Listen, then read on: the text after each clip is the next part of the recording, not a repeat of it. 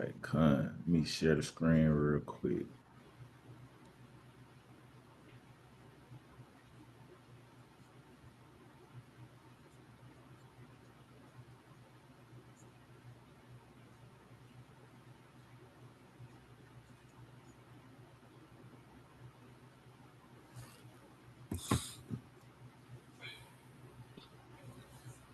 Okay, Con, we live, man. God. All praises. All praise to the Most High. Shalom, y'all. Welcome back to New Wine Congregation of Israel. Brother Nashan and Brother Nehemiah God. coming at y'all with another class. One greater than Solomon is here. All right, King, you got it. God. All praise to the Most High, man. Um, all praise to the Most High. Get my paper set up. Get my Bible set up. But yeah, so all praise to the Most High God, Yahweh. We do so through His honor. We got Son Yahweh Shai, who the world, calls Jesus. They call him many different names, but we call him Yahweh Shai. We are coming back with a lesson, man. One greater than Solomon is here. Magnifying the Son of the living God, Yahweh. Letting you know that the wisdom and power that Yahweh Shai came with, you know what I'm saying, which shows that he was greater than Solomon, man. You know, and not discrediting Solomon because he was a wise king, but the Son of God, is the King of Kings, man. So don't want to waste no time, but we're gonna start off with early. Can we get First Chronicles 22? Con. It started at verse number 5. So we got to get a little backstory about both these men, about the prophecies about these men, the calling on their life, right? So whenever you get there, King. This is First Chronicles chapter 22 and verse 5. And David said, Solomon, my son, is young and tender, and the house that is to be builded for the Lord must be exceeding magnificent, of fame and of glory throughout all countries. I will therefore now make preparation for it. So David prepared abundantly before his death. All right, so you see David right here is getting ready to build that temple. He wanted to be the one to build it, but we know that prophetically God said that he wasn't going to be the one to do it. Solomon was going to be the one to do it, right? Go ahead, King, whenever you get there. Verse, you want to keep reading? Yes, sir. We can we're going to go verse by verse until verse Okay. 13. Okay, kind. Verse 6, it says, Then he called for Solomon his son and charged him to build an house for the Lord God of Israel.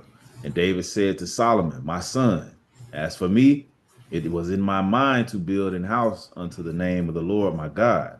But the word of the Lord came to me, saying, Thou hast shed blood abundantly, and hast made great wars.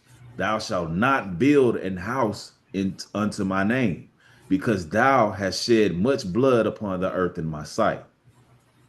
Right. So we know King David was a warrior. He was not the type of king that just sat back, at the crib while everybody else, went to battle.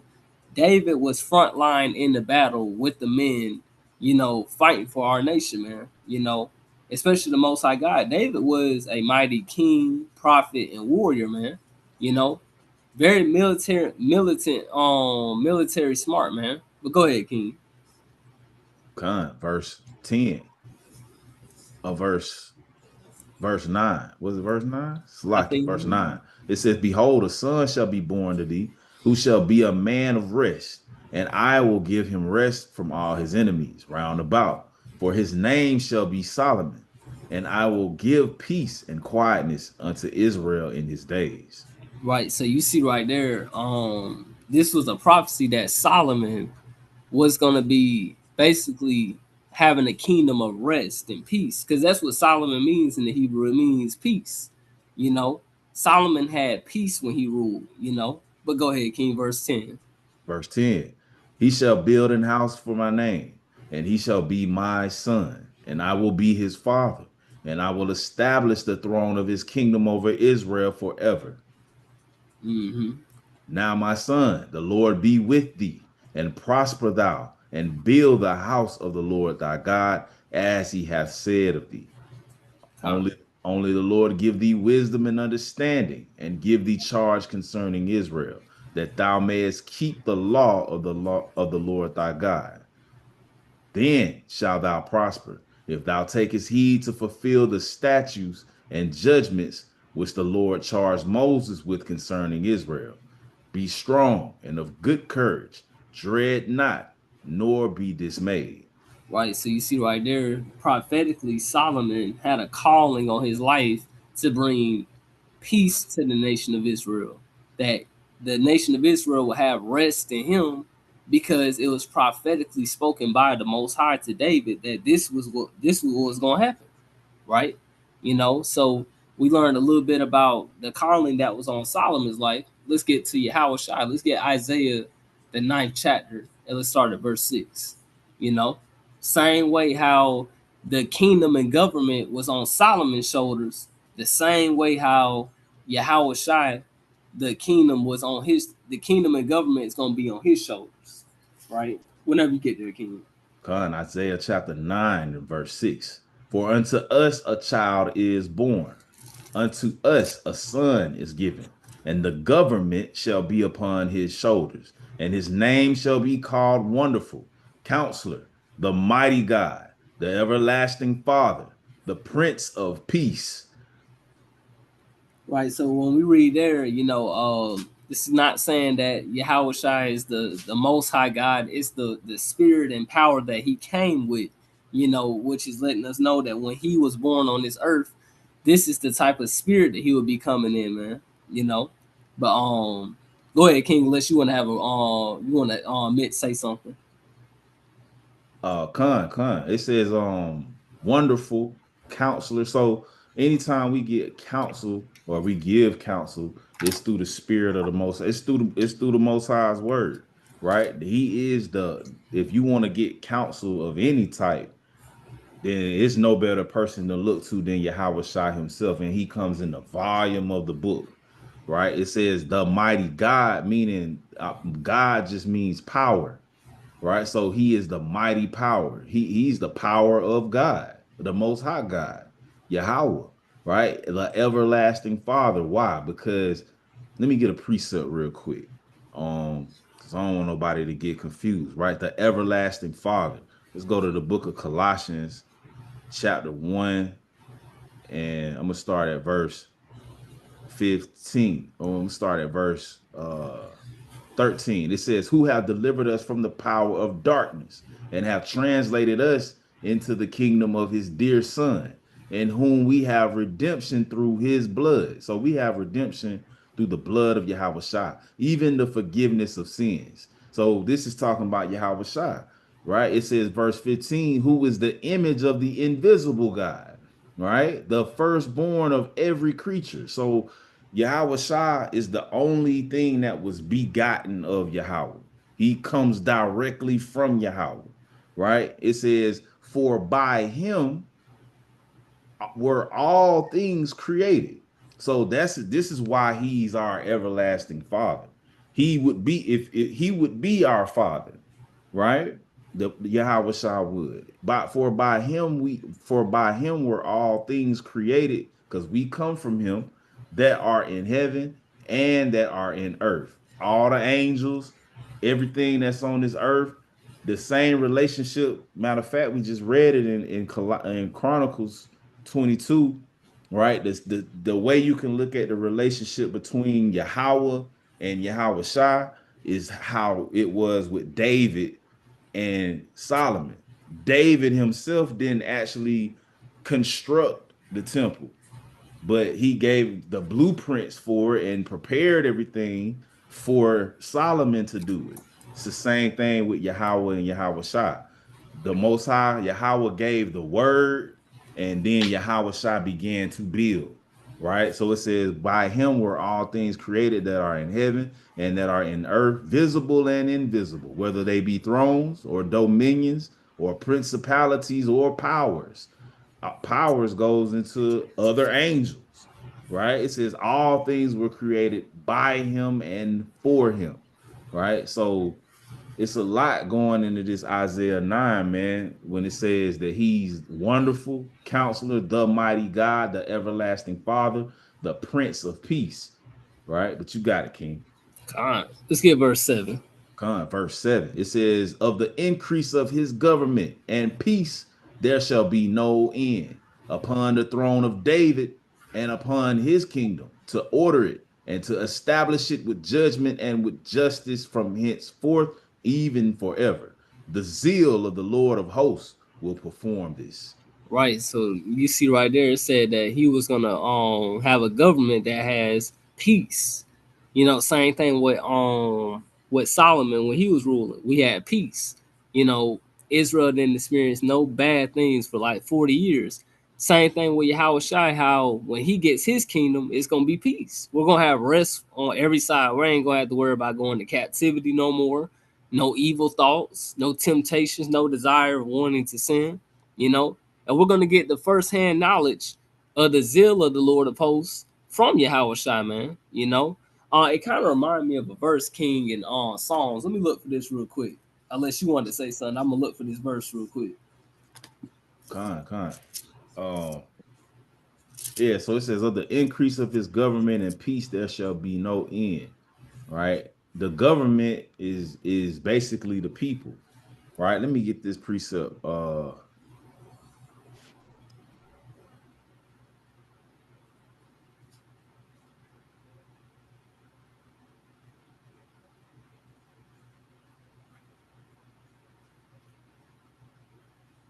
Right, in Proverbs chapter 29 in verse 2, it says, when the righteous are in authority, the people rejoice.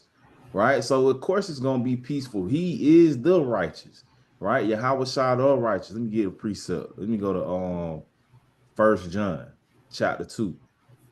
It says, when the righteous are in rulership, the people rejoice. It says, my little children, these things write I unto you, that ye sin not. And if any man sin, we have an advocate with the Father, Yahweh Shai HaMashiach, the righteous. Right? So when in Proverbs, when it says when the righteous are in authority, it don't get no more righteous than Yahweh Shai, except for, of course, the Most High. Right? It says, but when the wicked beareth rule, the people mourn. It causes chaos, like what you see going on throughout the world, because the wicked beareth rule. Right? You got Esau ruling the world. Right. So when in this government in Isaiah 9, it says, of the increase of his government and peace, there shall be no end. It's going to continue to get more and more peaceful. It's going to abound in peace as the longer it stays on the earth. Right? But you got it, King. That's right. And what's crazy, I found the verse too. Can we get Psalm 72? We're gonna do some reading in there. We're just gonna jump around from like one place to another, but we're gonna start at verse 1 because the title of it is a prayer, a psalm for Solomon. You know what I'm saying? And also look at it as prophetic as well, pointing towards Yahweh Shai in some places. But go ahead, King. It's Psalm 72 and verse 1, a psalm for Solomon. Give the king thy judgments, O God, and thy righteousness unto the king's son. He shall judge thy people with righteousness, and thy poor with judgment. The mountains shall bring peace to the people, and the little hills by righteousness. He shall judge the poor of the people.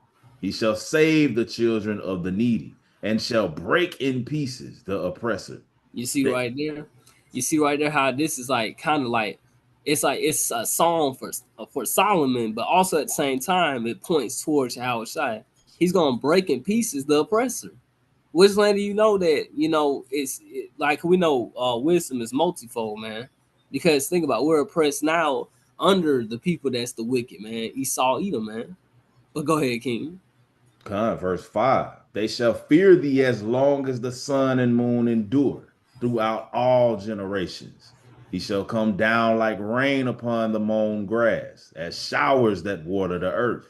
In his days shall the righteous flourish, and abundance of peace so long as the moon endureth. He shall have dominion also from sea to sea, and from river unto the ends of the earth. They that dwell in the wilderness shall bow before him, and his enemies shall lick the dust. Mm. The kings of Tarshish and of the isles shall bring presents. The kings of Sheba and Seba shall offer gifts. Yea, all kings shall fall down before him. All nations shall serve him. Now that's it, man. Now that's something that sounds like, man. We know it's talking like you can say yes, Solomon, but also we know that all kings of this earth and all nations will bow down to Yahweh Shai, whether they like it or not, whether people like it or not. You will bow down to Yahweh Shai because you know it's so beautiful that the Son of God is going to be glorified. That's really that brings peace to my heart. That I know that one day that this earth is going to be. We talk about this all the time. I don't want to get too much in details, but we talk about this all the time. Just knowing that this place one day is going to go, and that a righteous king is going to reign on this earth, is what brings peace to my heart. You know, knowing that Yahweh Shai is going to be glorified, it brings, peace to my heart. I'm gonna read that one more time. It says,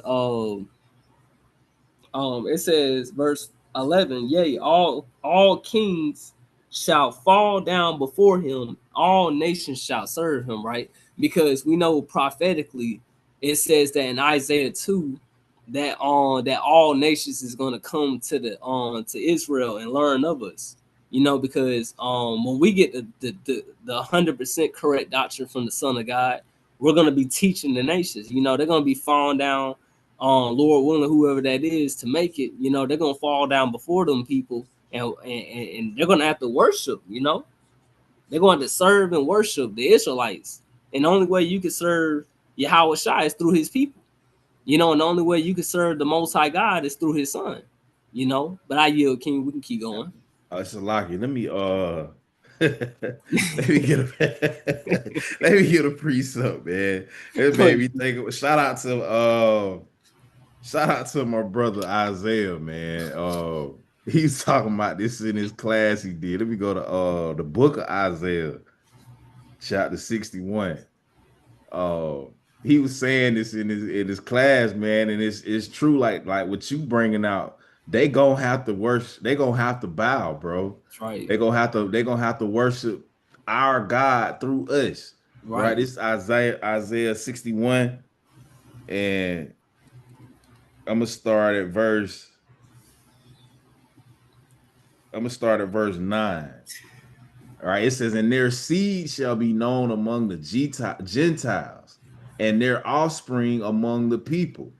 All that see them shall acknowledge them, that they are the seed which the Lord have blessed. Right. So the brother was going into, he was like, man, it's gonna take them days. Every time like it say, they gotta come up, they gonna have to come up for the Feast of Tabernacles. Right. They gonna have to come up for Passover. Man, they gonna have to get their damn months in advance. They gonna spend so many days bowing. You know how many Israelites gonna be there? Right. They gonna have to bow down to each Israelite, bro. It's gonna take them months. Yeah. To get, they're gonna have to get the tabernacles months in advance. just to have time to bow to everybody, man. So it's like, man, when you go into this stuff, bro, they that's why they trying to hold up the kingdom. Because they know what these scriptures say. They not looking forward to the Lord coming back, man. They want to keep ruling and stay in this world that they got. Right. But you got it, King. Nah, that's so true because and shout out to them brothers, man, at the whole full love them brothers. But that's so true though that literally these nations are trying to hold up the kingdom because they know prophetically what is spoken, that the real descendants of Jacob has to be acknowledged. The people that's over there, the small hats, man, they're not the real people, man. It's gonna really have to take for the Lord, like you said prophetically, I'm gonna have to make them bow down, you know. But let's go back to Psalms real quick. Con. And let's get uh verse number. I ain't gonna lie, all this really good. Let's start verse 12 again. We'll just read down through the rest of the chapter. Verse 12, for he shall deliver the needy when he crieth, the poor also, and him that have no helper. He shall spare the poor and needy, and shall save the souls of the needy. He shall redeem their soul from deceit and violence, and precious shall their blood be in his sight. He shall live, and to him shall be given of the gold of Sheba. Prayer also shall be made for him continually, and daily shall he be praised. There shall be an handful of corn in the earth upon the top of the mountains. The fruit thereof shall shake like Lebanon, and they of the city shall flourish like grass of the earth. His name shall endure forever. His name shall be continued as long as the sun, and men shall be blessed in him. All nations shall call him blessed. Blessed be the Lord God, the God of Israel, who only doeth wondrous things. And blessed be his glorious name forever. And let the whole earth be filled with glory. Amen and amen. Right. The prayers of David, the son of Jesse, are ended. And that's all. And that's all praise to the Most High. That's gonna be really for real. We're gonna really be down saying amen, amen, because when this comes to pass, ain't nothing these nations can do. You know, it's already prophetically spoken that, you know, when Yahweh Shai gets that eternal kingdom, and I'm gonna be honest, just me speaking as a fool, it ain't no telling what the world's gonna look like when he finally sets everything back in order. Like, we talk about, like, yeah, the Garden of Eden, but think about that. That was heaven on earth, you know? Now we're in hell and we're waiting on us to get restored, man. Yeah, I be thinking about days at time, like, what is the kingdom actually gonna look like if our Lord willing make it, man? You know? Uh let's get now First Kings 3. Let's get verse 16. We're gonna talk about the power and authority and wisdom that both of these men had when they were on the earth, right? First Kings chapter 3 and verse 16. Then came there two women that were harlots unto the king and stood before him.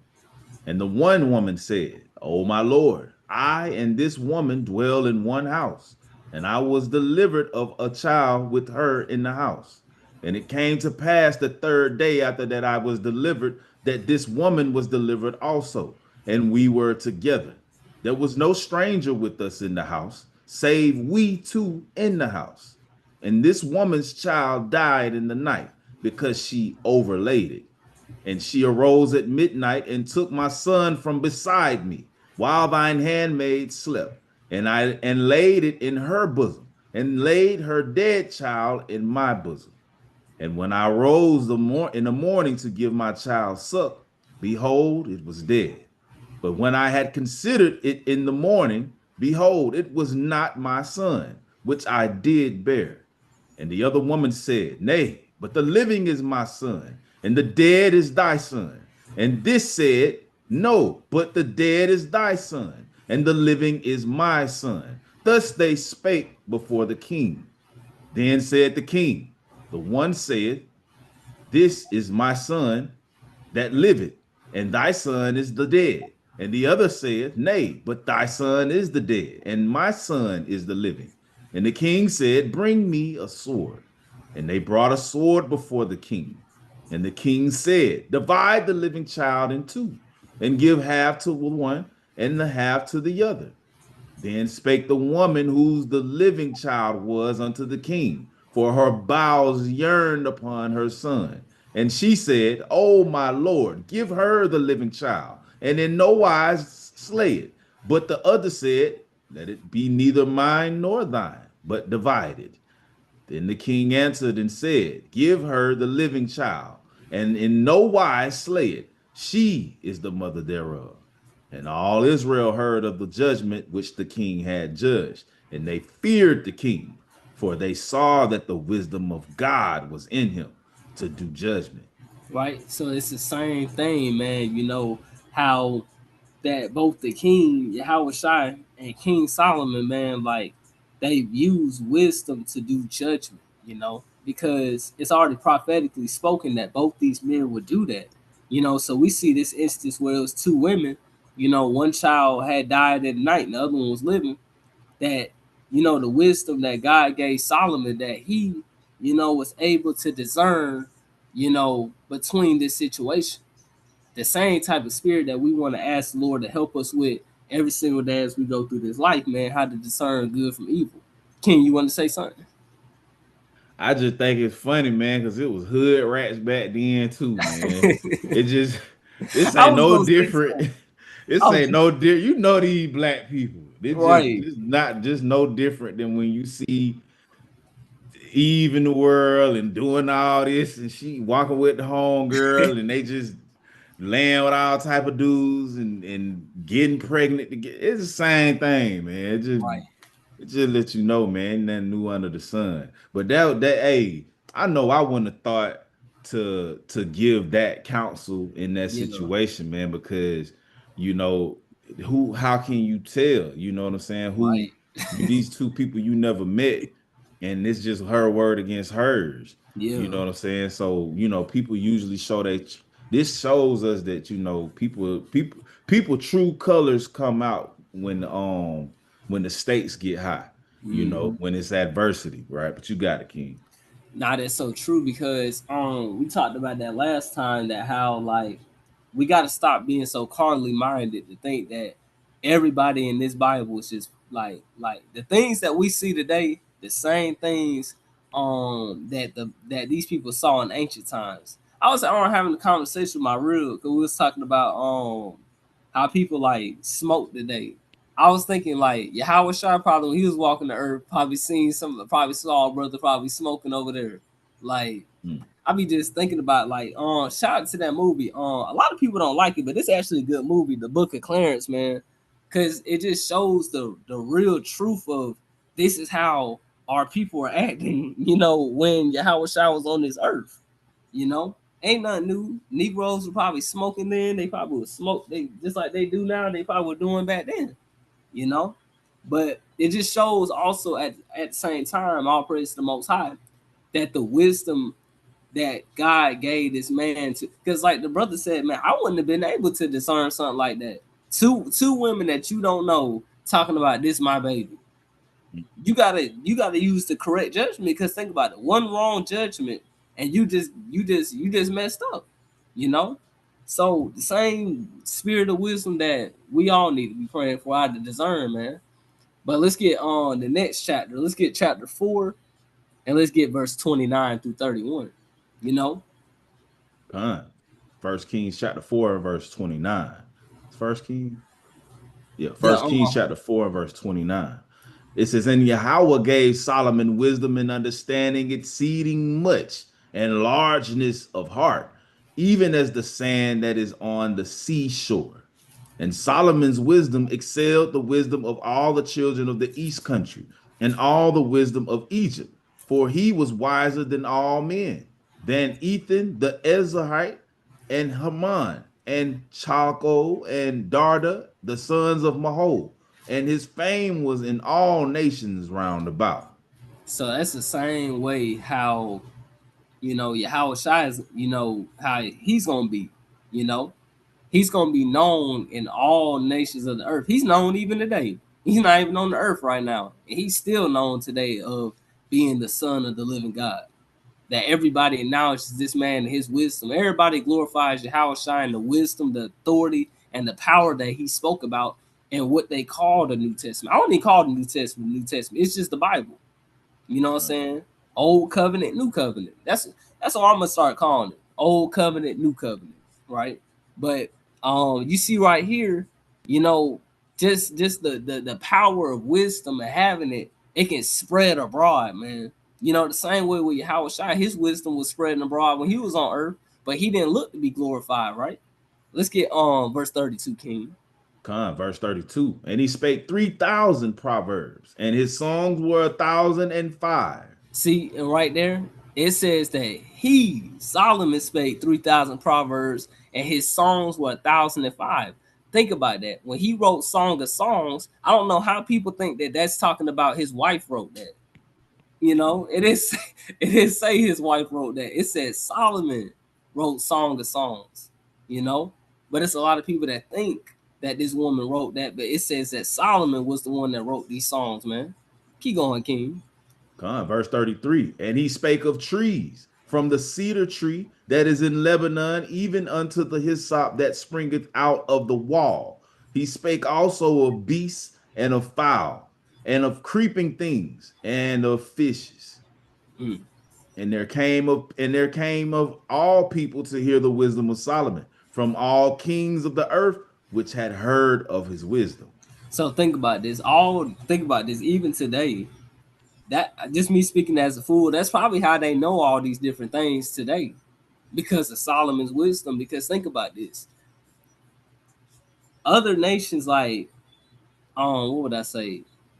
They understand what the words I'm trying to speak, man. What am I trying to say? Really, just like majority of the stuff that we used to have, they took away. You know what I'm saying? Like, just imagine like having, you know, all the old stuff that we used to have before they burnt it up, ripped it up, or got it hiding somewhere in this earth today. You know, think about all this wisdom that we're supposed to have as a people. And it starts off with the law of God, man. You know, King, I want to ramble on. If you ever want to say something, King, just go ahead. Let me look up something real quick, because it say he spoke 3,000 proverbs, right? So in the book of Proverbs, individually, just in the book of Proverbs, it's only 800 like literal verses. So that lets us know that these scriptures, his proverbs are so multifold, like they got double and triple meaning than what's just there, because it's only 800, if you want to call it, verses in the book of Proverbs. So here say he spake 3,000 proverbs, and his songs were 1,005. It's not 1,000. Let me see how many verses it is in Look that up, King. Proverb in Song of Solomon. And that's crazy. Where's the rest of his proverbs at? Something to think about, man. These people be doing stuff to our records and stuff, man. You know, I think, speaking as a fool, man, Lord willing, we'll get all that, man. All right, so it says there are exactly 117 verses in Song of Solomon. So he got a lot of other songs. It said 1,005. That's like a 900 songs that ain't there, that we don't have, that we ain't heard. All right. Or like I said, it could be going into how them scriptures have double meaning, like the scriptures are double to that which is, you know. So even when you add up Ecclesiastes, that still ain't gonna get you to 3,000 proverbs, you know. So man, the Solomon, the Lord gave him some deep wisdom, man, that Lord willing in that kingdom we'll be able to get the full understanding of. But you got it, King.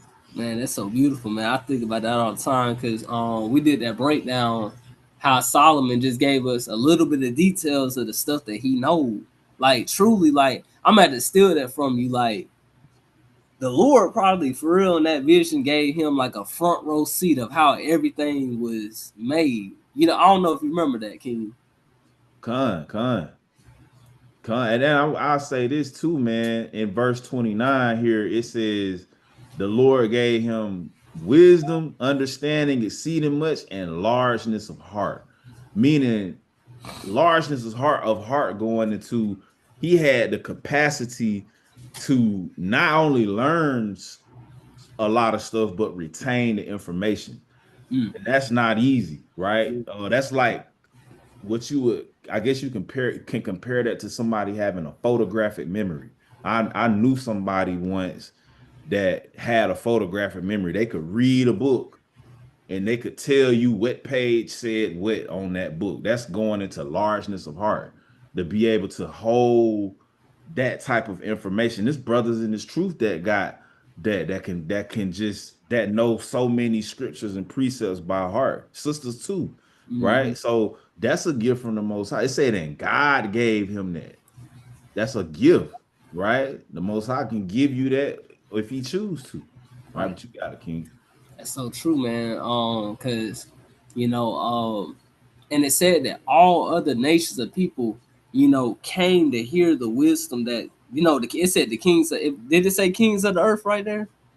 Came to hear them, Con, what is it? or was that the Verse. other verse? It might have been that other chapter. Uh, it Oh might have yeah, been right there.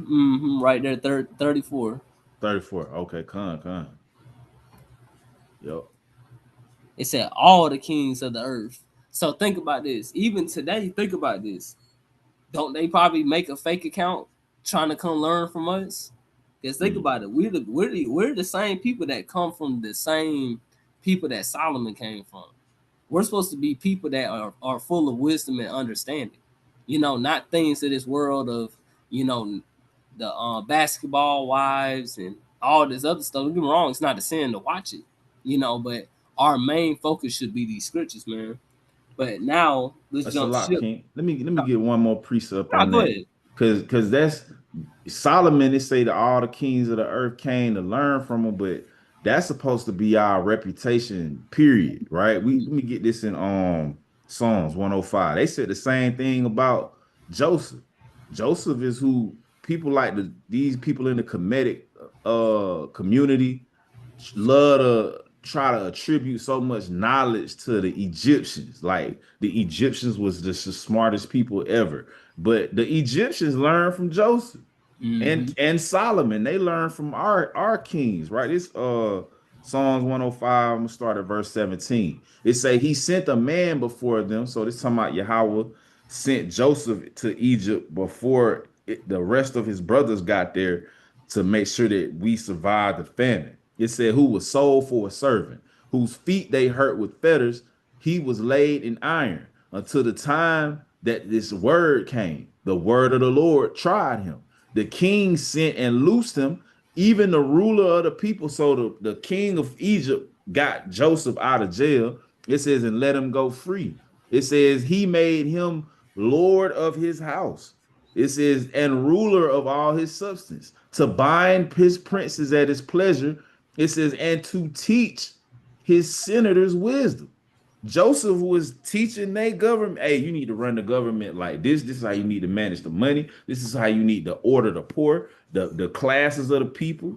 Joseph was responsible for all that in Egypt. So it's even from the beginning of time, even when you're reading about Abraham, when you're reading about Isaac and Jacob and them digging them wells, the Lord always blessed his chosen lineage with wisdom and understanding. And it's no different with what he doing with Solomon, right? But you got it, King. And that's so true because that same knowledge the Lord offers free willing, if you want it, and it's something about seeking wisdom on because I think it says Sirach, basically do it so when you come to your old age, man, that this knowledge will still be with you, roughly paraphrase, But let's get Luke chapter 2 and let's get verse 41. Let's get Luke 2 and 41. Same thing with Yahweh Shai, man. They were astonished at, you know, his wisdom as a child, But go ahead, King. Con, Luke chapter 2 and verse 41. Now his parents went to Jerusalem every year at the feast of the Passover. And when he was 12 years old, they went up to Jerusalem after the custom of the feast. And when they had fulfilled the days as they returned, the child Yahushua tarried behind in Jerusalem.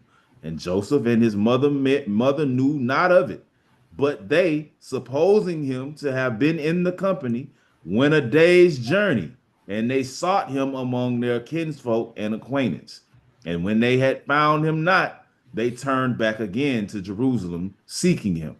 And it came to pass that after 3 days they found him in the temple, sitting in the midst of the doctors, both hearing them and asking them questions. And all that heard him were astonished at his understanding and answers. And when they saw him, they were amazed. And his mother said unto him, Son, Why hast thou thus dealt with us? Behold, thy father and I have sought thee sorrowing. And when he said unto them, how is it that ye sought me? Wist ye not that I must be about my father's business? And they understood not the saying which he spake unto them. And he went down with them and came to Nazareth and was subject unto them. But his mother kept all these sayings in her heart. And Yahweh increased in wisdom and stature and in favor with Yahweh and man. Same thing with Yahweh Shai. They were astonished at the doctrine that he spoke as a child. You know, the wisdom that he had at 12 years old. He probably had men, our ancient times of our forefathers probably sitting there like, dang, do I really know the law of Moses? Do I really know these scriptures the way that I think? Yahweh Shai was asking questions at 12 and, giving correct breakdowns. They're probably looking at, who is this? He didn't come through the Pharisee school. He didn't come through our school of thought. What's it called? School of thought, I think.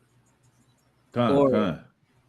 that's how they probably looking astonished, like, who is this? But King, I don't know if you want to say something on that, or I'll go to the next one. Let me get a precept, man. And it's just showing you how he got wisdom. Of course, the Lord ordained for him to have wisdom, right? But he also, followed the precepts. Let me get this in Sirach 6 and verse 18, right? If you follow, the Lord said that he called us to follow Yahweh Shai's steps, right? That goes into us being willing to suffer, but also look at the things that he did, right? It said, let me go back real quick to Luke 2. It said that he was sitting amongst the elders, right? And asking them questions, right? And answering them. You understand? So you do these type of things, you can get it, you can get this type of wisdom too. So this is Sirach 6 and verse 18. It says, my son, gather instruction from thy youth up. So from the time you able to understand, you can choose to be intrigued and go after wisdom if you want to, right? It says, so shalt thou find wisdom to thine old age, right? So you want to do these things from your youth up, and your youth up could be, you could be 40 years old and you just come into the truth. That's the start of your youth, right? From the time you understand how important it is to know this Bible, know the Lord's words, you should get as much of it as you can, That's right? right. But you got it, King. That's so right, because it's so important, man. Whenever you come into this walk, like you said, it could be somebody that's 40 years old that, finally started keeping the commandments. Now starting to understand wisdom. It could be somebody, could be young, like probably like 10, 12, 15, 20, gathering instruction, because, it's going to be so important, in that day, that studying wisdom and applying these verses like how Shai did, it's going to pay off, man. Lord willing. Can we get Mark chapter 1, verse 21 through 22? Just stay on that same topic, man, with Howard Shai, man. Because the wisdom and authority that Yahweh Shai came with, man, was so prophetic. That's You know, Salaki. That's Mark. What chapter? Mark chapter 1, verse Okay. 22, 21 through 22. Con. Mark chapter 1, verse 21. And they came into Capernaum, and straightway on the Sabbath day he entered into the synagogue and taught.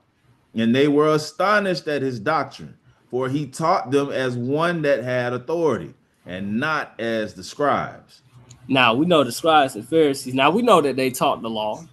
That's why Yahweh Shai said, "Yeah, of course, listen to these men because they're trying to teach you actually how to serve God, but just don't do after their works because they saying do not." But Yahweh Shai didn't come through that school of thought with the scribes and Pharisees, because the scribes and Pharisees also were what, adding to the law, uh, not giving correct judgment, not judging between the poor righteously, not actually, doing things that was uplifting our people. That's why Yahweh Shai, said that, hey, y'all missing these things, the important things of the law, like faith, mercy, justice. You know what I'm saying? Y'all just strictly like picking out certain things, man. You know, but it just goes to show you, man, that Yahweh Shai had a different spirit with him when he was on this earth, man. King, you want to say something? Oh, la, you got it, King. Okay, come on. Let's get Matthew 21 and let's get verse 23 through 27. You know, saying on that same topic of Yahweh Shai had a different spirit, you know. Matthew chapter 21 and verse 23. And when he was come into the temple, the chief priests and the elders of the people came unto him as he was teaching, and said, By what authority dost thou these things? And who gave thee this authority? And Yahushua answered and said unto them, I also will ask you one thing, which if ye tell me, I in likewise will tell you by what authority I do these things. Oh yeah, kind of keep going, King. Verse 25. The baptism of John, whence was it? From heaven or of men? And they reasoned with themselves, saying, If we shall say from heaven, he will say unto us, Why did ye not then believe him? But if we shall say of men, we fear the people, for all hold John as a prophet. And they answered Yahushua and said, We cannot tell. And he said unto them, Neither tell I you by what authority I do these things. So you see right there, Yahweh Shai was basically like, you know, teaching in the synagogue, and the scribes and Pharisees of old came to him asking basically like, you know, by what authority do you do these things? You know, who told you can come in this synagogue and teach these people? You know, who did you actually learn from? You know, to learn the law of Moses. You know, and Yahweh Shai, you know, asked them a question. You know, about John the Baptist, because there was like, if we say that it's from heaven, why do we not listen to John? You know, it's the same way with Yahweh Shai. Like, I don't want to jump too ahead of the lesson because I'm gonna go into that later on, but it's just like we literally have the words of the Son of God. You know, he basically was like, you know, anybody that hears my sayings and do with them, I'll liken him unto a wise man. You know, so we're not doing things that what the Father first and foremost said, and the Spirit that, you know, came with Yahweh Shai, because Yahweh Shai spoke the words of the Father. You know, are we wise men or are we not wise men, man? You know, you can either wax great or wax worse, man. You know, but King, if you want to say something, I'll go on to the next point. You got it, King. Let's get now the temple of the Lord. Let's get Second Chronicles 3. Because Solomon built a physical temple, but we know that also Yahweh Shai was truly the temple of the Lord, you know, of the Most High God. Uh, let's see. Let's start verse 1. Verse 1. Then Solomon began to build the house of the Lord at Jerusalem in Mount Moriah, where the Lord appeared unto David his father, in the place that David had prepared in the threshing floor of Ornan the Jebusite. And he began to build in the 2nd day of the 2nd month, in the 4th year of his reign. Now these are the things wherein Solomon was instructed for the building of the house of Yahweh. The length by cubits after the first measure was 60 cubits, and the breadth 20 cubits. And the porch that was in the front of the house, the length of it was according to the breadth of the house, 20 cubits, and the height was 120. And he overlaid it within with pure gold. And the greater house he cried in the Salakia, and the greater house he sealed with fir tree, which he overlaid with fine gold, and set thereon palm trees and chains. And he garnished the house with precious stones for beauty. And the gold was gold of Parvaim. He overlaid also the house, the beams, the posts, and the walls thereof, and the doors thereof, with gold, and engraved cherubims on the walls. And he made the most holy house. The length whereof was according to the breadth of the house, 20 cubits, and the breadth thereof 20 cubits. And he overlaid it with fine gold, amounting to 600 talents. And the weight of the nails was 50 shekels of gold. And he overlaid the upper chambers with gold. And in the most holy house, he made 2 cherubims of image work and overlaid them with gold. And the wings of the cherubim were 20 cubits long. One wing of the one cherubim, one wing of one cherub was 5 cubits, reaching to the wall of the house. And the other wing was likewise 5 cubits, reaching to the wing of the other cherub. And one wing of the other cherub was 5 cubits, reaching to the wall of the house. And the other wing was 5 cubits also, joining to the wing of the other cherub. The wings of these cherubim spread themselves 44 Salakia.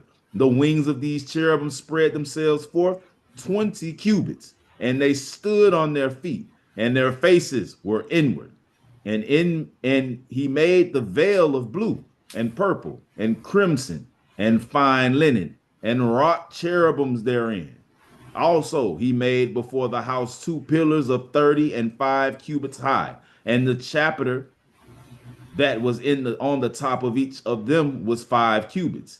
And he made chains, as in the oracle, and put them on the heads of the pillars, and made 100 pomegranates, and put them on the chains. And he reared up the pillars before the temple, one on the right hand, and the other on the left, and called the name of that on the right hand Jason, and the name of that on the left Boaz. Right. So, King, can you look that up on Google? The estimation of how much Solomon's temple was worth in today's money, because we got to think about this. Yahweh gave Solomon extraordinary wisdom, money, and almost all the things that he did not ask the Lord gave to him. So I just want to look up this how much his temple was worth, man. All right, it says estimates for the value of Solomon's temple.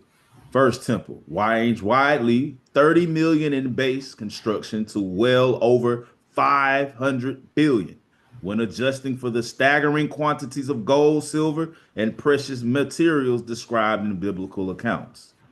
It said 30 million. That's just the base construction. It said the construction of well over was $500 billion. I'm gonna have to steal that from you. Said it's like literally like maybe like a year and a half to almost 2 years ago, we was an Adel street teacher. When you was when you brought out Wisdom of Solomon, somewhere in there, and you was like, I think you said like basically like today, like if Solomon seen how the way we was living, he'll probably look at us crazy. Like, bro, like we come from royalty. Think about this. That temple was over $500 billion. Solomon had more money than most of these kings of the earth today. And that's how we're supposed to be living. Realistically, every single one of us men is supposed to be living like kings. For our beautiful sisters, they're supposed to be living like princesses. All the finest things. She's supposed to be having diamonds, gold, precious stones that's way valuable than diamonds. But we don't have these things because I'm gonna have to now jump on the spiritual aspect of how does our temple look to the Most High? Does it look like this temple that Solomon built? Is it beautiful? Is it valuable? Or is this temple, kind of like, kind of looks a little worn down, But now I want to get now what Yahweh Shah said in John. Let's get John 2:18.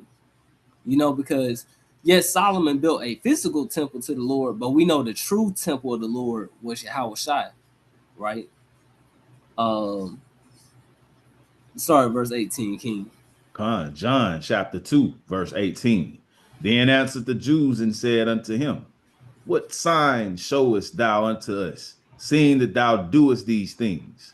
Yahweh Shai answered and said unto them, destroy this temple, and in 3 days I will raise it up. Then said the Jews, 46 years was this temple in building, and wilt thou rear it up in 3 days? But he spake of the temple of his body. Right, so he spake of the temple of his body, letting the true temple of the Most High God It's not the elder always bring this out that the Lord does not dwell in temples, which is true. You know, we know physically that we actually had a temple, you know, but that lets you know that the Most High God doesn't dwell in temples. You know, the real true temple of the Most High God is his only begotten son, Yahweh Shai. You know, they tore down that body, they tore down that temple, and the Most High God built it up and raised it up again, man, that third day. You know, and Lord willing, that we get to partake in that, man. You know, that resurrection by believing, man. You know, it just goes to show you that, man, that our people truly didn't believe also at the same time. You know, our people always had to have a sign, you know, for them to believe. You know, healing somebody, raising somebody from the dead, and even when they seen these things, they still didn't believe. You know, and that's why Yahweh Shah said, "Blessed are they that have not even seen me, but believe me." You know that I truly am from the Father, man. You know, King, you want to get something? Allah, you got it, King. Okay. Let's get to the next one, man. Now the title of the lesson, one greater than Solomon. Now let's get Matthew 12 and let's get verse 42. You know, which brought me to the title of this lesson, man, because I actually kind of went over this lesson like a long time ago, you know, and I wanted to, you know, touch on this, man, because this is a beautiful lesson, man. Let's get verse 42, King. Matthew chapter 12 and verse 42. The queen of the south shall rise up in the judgment with this generation and shall condemn it, for she came from the uttermost parts of the earth to hear the wisdom of Solomon. And behold, a greater than Solomon is here. Ladies and gentlemen, a man that was wiser, a man that has the words to eternal life came, you know. So one greater than Solomon is actually still truly here because we know Yahweh Shai is still living. He said, "My words will forever live on." You know. Oh, King, you want to say something? Allah, you got it, King. I saw your hand. I thought you wanted to say something. Oh, but you see right here that one greater than Solomon is here. The words of Yahweh Shai matters because when we read the New Testament, it's basically the words of God, you know, because Yahweh Shai didn't speak his own words. He spoke the words of him that sent him, man, you know. So he also compared the generation of old of our forefathers, you know, to the Queen of Sheba that came to listen to Solomon. This woman traveled a great distance to come learn from Solomon. She wanted to know every single thing that she wanted to ask Solomon. But it's like people today, there's somebody that's greater than Solomon that's giving you the words of life. But a lot of people, I just don't believe that book. I just can't believe in no Messiah. I just can't believe that's a white man's book. It's the same way how this woman over Solomon lived over roughly, what was it, like 3,000 years ago? Roughly there, Almost, yep. by almost 3,000 years ago. And this woman, think about it. We have cell phones today. We can look everything up in a matter of seconds. They didn't have that back then. So if somebody claiming like they knew wisdom, they had all this different type of wisdom, you had to go travel to go learn that, you know? The same way with this woman. She literally had to travel a far distance to come hear the wisdom of Solomon versus people that have a book right in front of them that don't even want the words of life. You know, don't be like the generation of old that, you know, that did not want to hear wisdom that came directly from the Son of God. Don't be like that. Don't be hard-hearted like our forefathers were. You know, learn wisdom, man. That's a lot. Let me get a precept, man, Go ahead. because that's right, man. Let me get Sirach chapter 21 and verse 18. Right. It says he that verse 18. So like it says, as is a house that is destroyed, so is wisdom to a fool. And the knowledge of the unwise is as taught without sense. So just like if you walk past a house that was what we call a bando, right? A burnt down, half of the house burnt down. You don't look at that as something to go and look at and check it out. most people are gonna walk past it. It said that's what wisdom is like to a fool, Mm, right? The Bible says that we live in a foolish generation. You understand? And most people don't attain to wisdom. Stuff like this is boring to a lot of people. Trying to understand the mysteries of the Bible, how dang it's describing the temple that Solomon built, like the brother just brought out. That's representation of Yahweh Shai, mhm. right? He got the angels built up and stretching forth their wings, touching each other. Everything is overlaid in gold. That mean, hey, to get gold like that, man, you got to put it in a furnace. That mean Yahweh Shai went through the furnace. Mm. That mean if for him to have for the inside of Yahweh Shai to look like what that temple is described as, that mean Yahweh Shai had to go through the furnace, man. He went through affliction. So and the man, it's just so much wisdom in this Bible, man. But some people don't have the spirit to desire the wisdom like that, right? It's something that's worthless to a lot of people, right? But like you saying, man, we have the luxury to some people have so much free time, so much leisure, and they can do whatever they want with that leisure, right? You can spend it doing foolish things, or you can spend it trying to get to the feet of Yahweh Shai, right? But you got it, King. I want to get a precept too. I want to get that in Second Corinthians, chapter 3. Let me see in 3. 2 Corinthians 3, and I want to get verse number 15 through 16. Yeah, 15 through 16, man. God. 2 Corinthians chapter 3 and verse 15. But even unto this day, when Moses is read, the veil is upon their heart. Nevertheless, when it shall turn to the Lord, the veil shall be taken away. Right. Uh, So, oh my fault. Go ahead, King. Salaki, go ahead. So you see right there, it says that it's a veil every time when Moses is read, you know. But when it shall turn unto the Lord, the veil shall be taken away. You know, that's how a lot of people is today. A lot of people spiritually have a veil on them, man. You know, to where like you can read the Bible verbatim. You can go into resourceful sites, the Blue Letter Bible. You can go use Google or whatever type of app and prove it. But if this spirit never really turns to the Lord, that veil will never come off, man.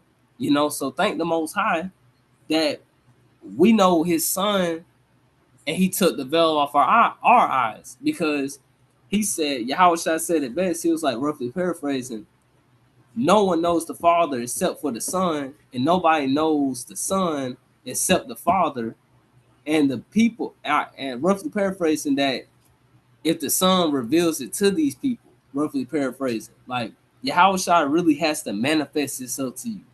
You know what I'm saying? That's the only reason how you understand the Father is through His Son, because like we just brought out in the beginning, when the brother brought out the precept, Yahweh Shai directly, see, we come directly from Yahweh Shai.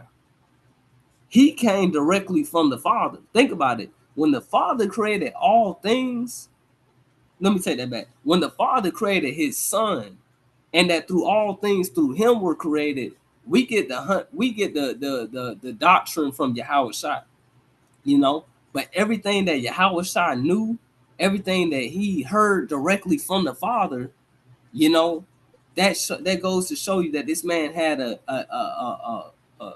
man. Words can't explain Yahweh Shai, man. You know, I I can't even explain, man. It's just like even this class, man. It's so multifold, man. You know, King. I was gonna go into the next part if you want to say something. Con. You got it, Let's, King. let's get Matthew 7 verse 24, man. Just even this lesson right here, man. It was kind of heavy putting together, man. Cause it's just like Yahweh Shai. It's just like man, he had a different spirit on him, man. But go ahead, King. Matthew 7 verse 24. Matthew chapter 7 and verse 24.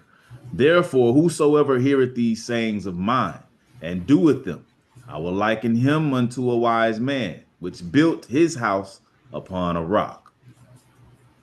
This, So you see right there, the Lord said basically anybody that hears the sayings of mine and doeth them, he's gonna liken you to a wise man that built his house upon a rock. You know what I'm saying? Because if we're not building, first and foremost, you can't go to the Father except through the Son. You can't be Old Testament only, thinking that you're dealing with the Most High Yah and all that, saying that we don't need no Messiah. You going the hell off, man. You need to go through the Son. You know what I'm saying? That's the same way with the Nation of Islam.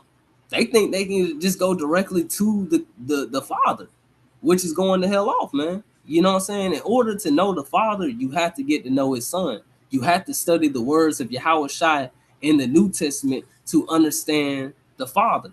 Because first and foremost, Yahweh Shai taught according to the law of Moses and the prophets. You know what I'm saying? So Yahweh Shai didn't add no twist to no commandment. He didn't take no scripture out of context. Yahweh Shai literally got the knowledge directly from the Father. And he tried to give it to us.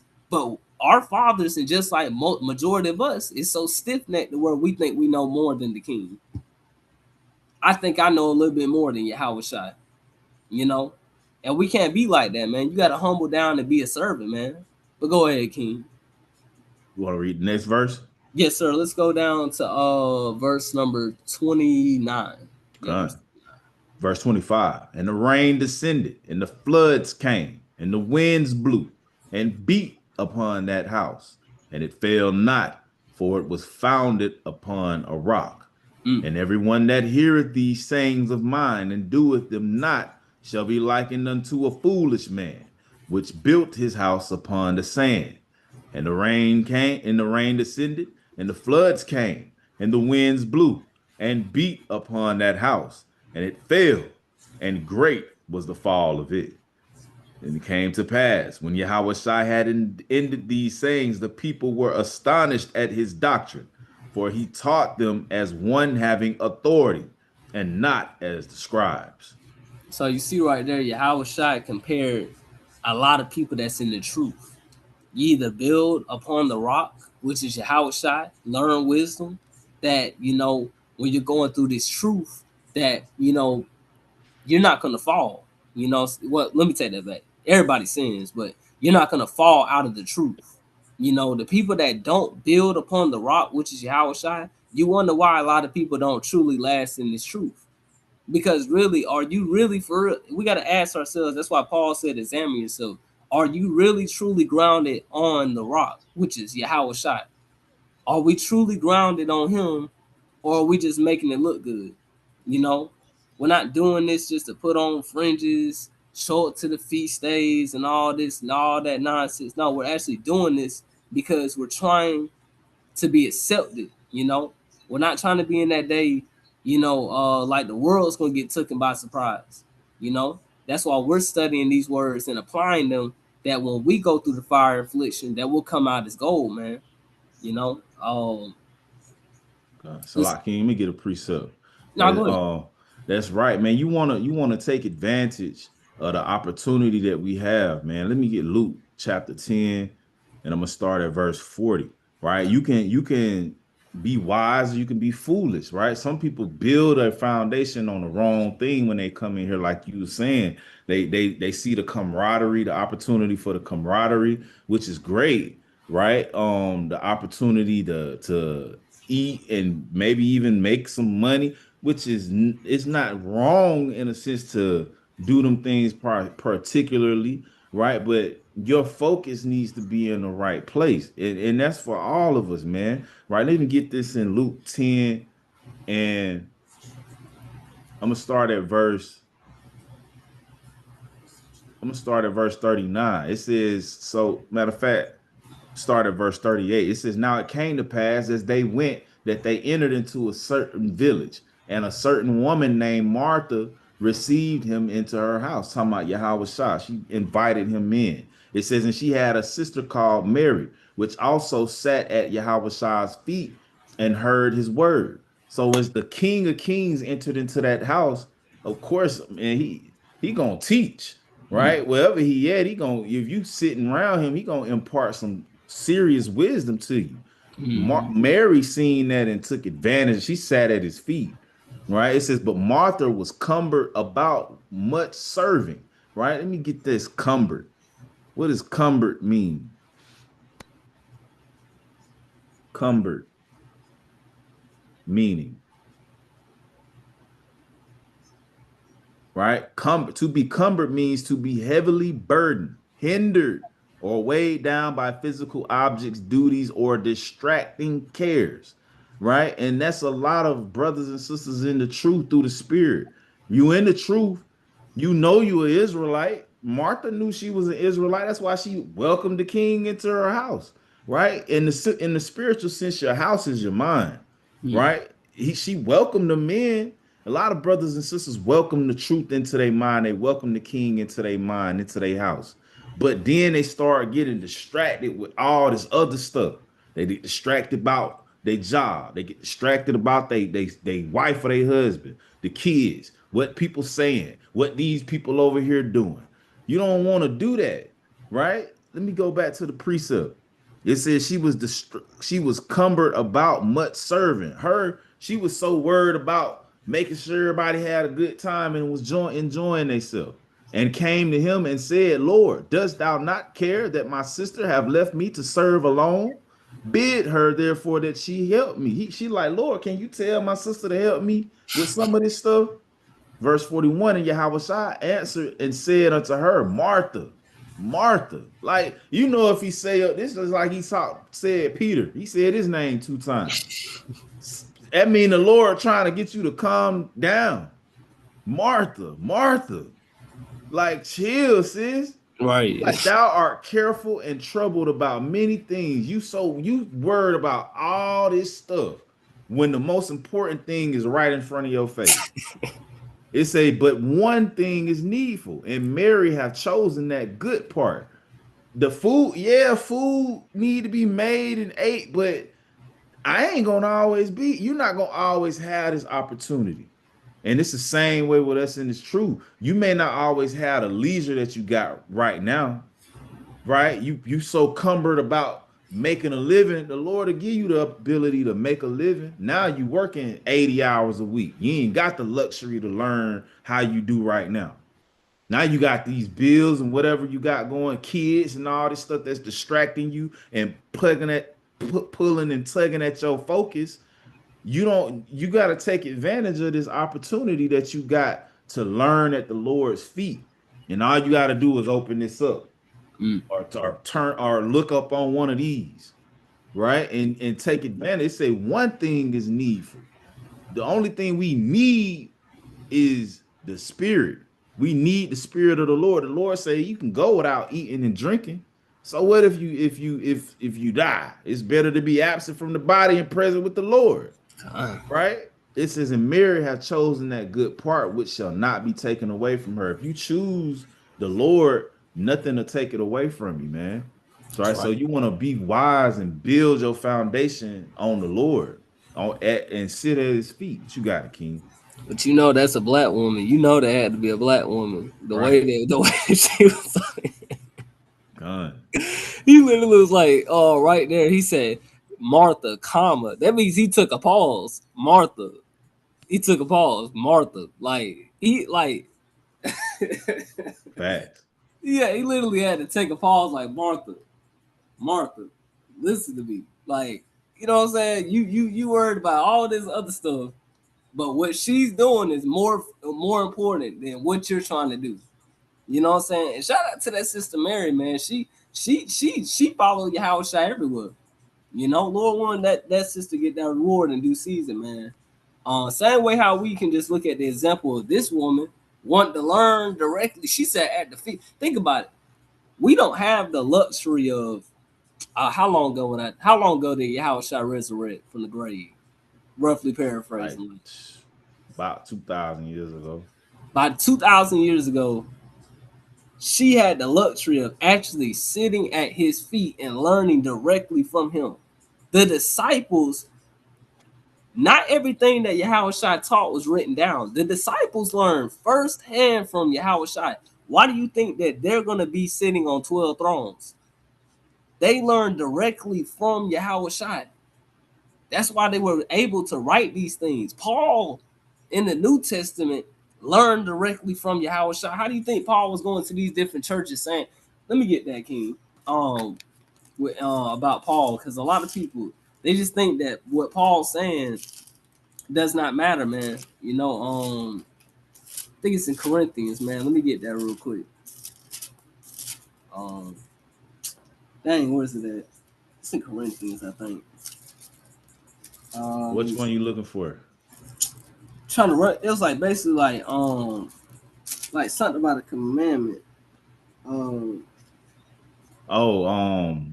Corinthians 14, where he said, I speak the commandments of the Lord. Yeah, I think that might be it. I got you. 1 Corinthians 14 and 37. You want this one? Let me see. Yeah. Okay. 1 Corinthians chapter 14 and verse 37. If any man think himself to be a prophet or spiritual, let him acknowledge that the things that I write unto you are the commandments of the Lord. So what Paul said, he said, the things that I write unto you is the commandments of the Lord. You know what I'm saying? So, you know, Yahweh Shai came in the volume of the book. He didn't come in the volume of just the New Testament. He didn't just come in the volume of the Old Testament. He came in the volume of the whole book from front to back. It don't matter what book, chapter, verse it is. Everything is about him. Especially when you start reading it and the Lord open up your mind, you start seeing little points. Like I was reading the law earlier and I seen a point. I was like, dang, that sounds just like what it's saying somewhere else, you know? But you have to open up your mind and realize these things, man, you know? And wisdom is given out liberally, man, to the ones that want it. I'm going to my last precept. Let's get John 14, start verse 23. So all these people in the Bible, the only way that these men wrote this Bible was because Yahweh Shai's spirit was in them, man. You know, but go ahead, King. John chapter 14 and verse 23. Yahweh Shai answered and said unto him, if a man love me, he will keep my words, and my Father will love him, and we will come unto him and make our abode with him. You see right there, it says that if a man love, that's the first thing you have to ask yourself, do you truly love the Lord? You know what I'm saying? Because he just said, if a man loved me, he would keep my words. It didn't say that, you know, a little eventually after a while, you know, I just don't agree with what Yahweh Shai saying. You know, no, you have to agree with the words that's written that he said, right? Let's get verse 24. Verse 24. He that loveth me not keepeth not my sayings, and the word which ye hear is not mine, but the Father's which sent me. Go ahead, King. These things have I spoken unto you, being yet present with you. But the Comforter, which is the Holy Ghost, whom the Father will send in my name, he shall teach you all things, and bring all things to your remembrance, whatsoever I have said unto you. Peace I leave with you, my peace I give unto you. Not as the world giveth, give I unto you. Let not your heart be troubled, neither let it be afraid. Ye have heard how I said unto you, I go away and come again unto you. If ye love me, ye would rejoice, because I said I go unto the Father, for my Father is greater than I. And now I have told you now I have told you before it come to pass, that when it is come to pass, ye might believe. Hereafter I will not talk much with you, for the prince of this world cometh, and hath nothing in me, but that the world may know that I love the Father, and as the Father gave me commandment, even so I do. Arise, let us go hence. Right. So you see right there, Yahweh Shai basically said that basically, if you love him, you would keep his sayings, right? Because, you know, the sayings that he said came directly from Yahweh. Every word that Yahweh Shai said, New Testament, came directly from the Father. You know what I'm saying? And also right there, which goes to show you that a lot of people that think that Christ is God, that's false. Because he just said, I go unto the Father. How can you go to yourself? You know, Mm. for my Father is greater than I. You know, he said that Yahweh, that's how humble he is. He came directly from Yahweh and he said, look, the Father, he's greater than I. You know what I'm saying? That's why, you know, it's always all praise to Yahweh by Shema Shah. We do so, you know, through the only begotten Son, Yahweh Shah. You know, the Father's the greatest of all, and his son after him is the greatest after that, man. You know, so Lord willing, man, that's all I got, man. Unless the brother has something. All praises to the Most High. Right. So, you know, one greater than Solomon came, man, which was Yahweh Shai, you know, who the world calls Jesus. You know, he came and taught with authority, you know, that came direct from the Father. You know, so it's very important to take heed to the words that's written in the New Testament, but also throughout the whole Bible, because why? Yahweh Shai comes in the volume of the book. You know what I'm saying? So, man, with that, I digress. I give all praise, honor, glory to Yahweh Shai.